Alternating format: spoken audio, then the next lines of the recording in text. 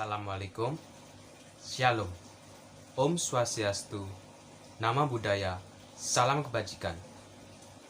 Perkenalkan, nama saya Franciscus Saverius Setiawan, biasa dipanggil dengan Franz.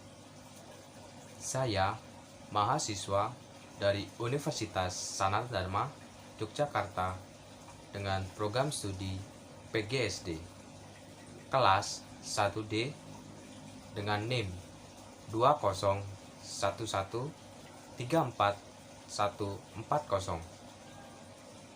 Pada kesempatan kali ini, saya akan menginformasikan mengenai jajanan khas daerah saya, yaitu kerak telur. Untuk mempersingkat waktu, marilah kita simak video berikut ini. Selamat menyaksikan.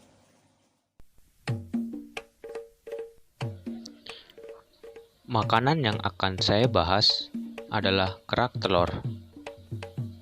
Anak Betawi pasti tidak asing lagi dengan kerak telur. Bentuknya yang seperti omelet, tak jarang kerak telur kerap disebut omelet Batavia. Bahan utamanya yaitu beras ketan dengan telur bebek atau telur ayam. Supaya rasanya makin nikmat, kerak telur juga diberi campuran rempah-rempah sebagai penyedap. Kerak telur biasanya dimasak menggunakan wajan. Saat kerak telur sudah setengah matang, kerak telur pun dibalik dan dibiarkan terkena bara api sambil dikipasi. Ketika mulai kering dan matang, barulah kerak telur disajikan dengan serundeng yang berasal dari kelapa parut dan juga bawang goreng. Kerak telur ini sudah ada sejak zaman penjajahan Belanda. Ketika zaman penjajahan Belanda dahulu, kerak telur tercipta secara tidak sengaja karena hasil coba-coba sekawanan orang Betawi yang tinggal di kawasan Menteng, Jakarta Pusat. Jakarta dulu terkenal dengan nama Batavia karena memiliki banyak pohon kelapa, sehingga para warga memanfaatkan buah kelapa untuk memasak beragam makanan. Salah satunya yaitu kerak telur. Sekitar tahun 1970, warga Betawi baru mulai berani menjajakan kerak telur di kawasan Tugu Monas. Makanan ini menjadi daya tarik yang membuat wisatawan berdatangan ke Jakarta. Bahkan, kerak telur pun menjadi makanan kaum elit. Apa saja bahan-bahan dan bagaimana proses pembuatan kerak telur? Pasti teman-teman banyak yang penasaran, bahkan belum mengetahuinya. Agar kita semua tidak penasaran, saya akan jelaskan satu persatu dari bahan dan cara memasaknya. Bahan-bahan dalam pembuatan kerak telur yaitu terdiri dari 1. Ketan yang sudah direndam. Biasanya 2 jam sebelum dimasak, ketan tersebut sudah direndam. Yang kedua, serundeng. Serundeng ini berisi kelapa parut dan bawang goreng yang sudah dihaluskan. Yang ketiga yaitu 1 butir telur. Telur ini bebas, bisa dengan telur ayam maupun telur bebek sesuai dengan selera. Yang keempat yaitu udang yang telah dihaluskan, biasanya disebut dengan ebi. Yang kelima adalah lada. Yang keenam yaitu garam. Yang terakhir yaitu penyedap rasa.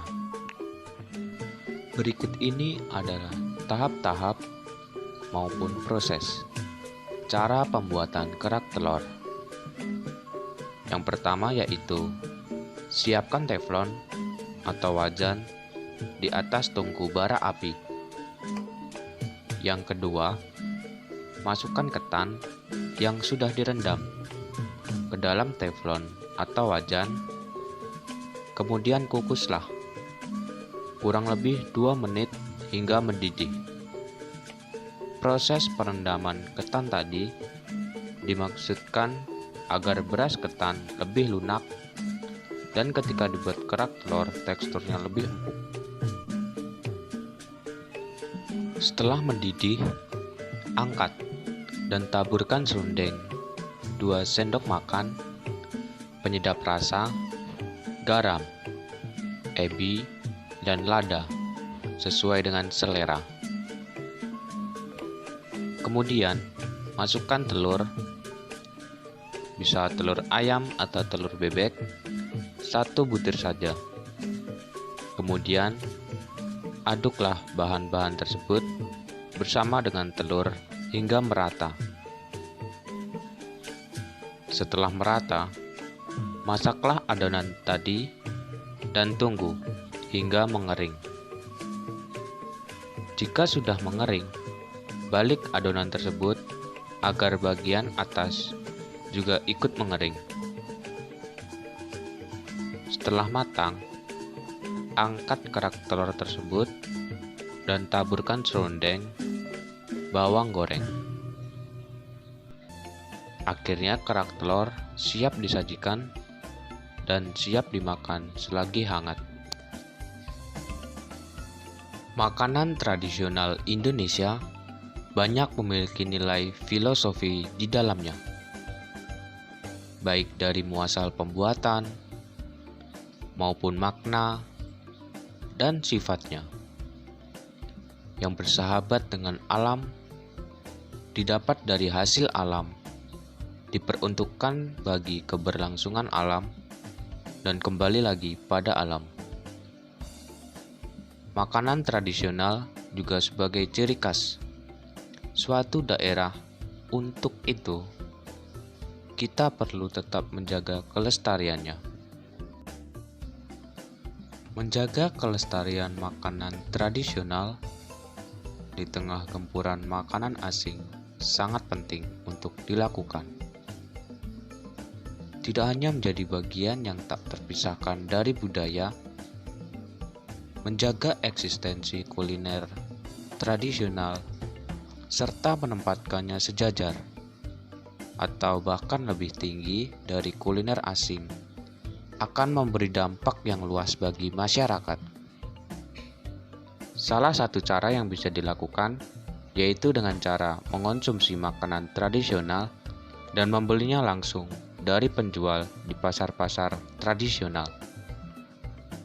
Mari bersama-sama kita lestarikan makanan tradisional agar keberlangsungannya akan selalu ada dan kelak akan mendunia. Cintailah budayamu.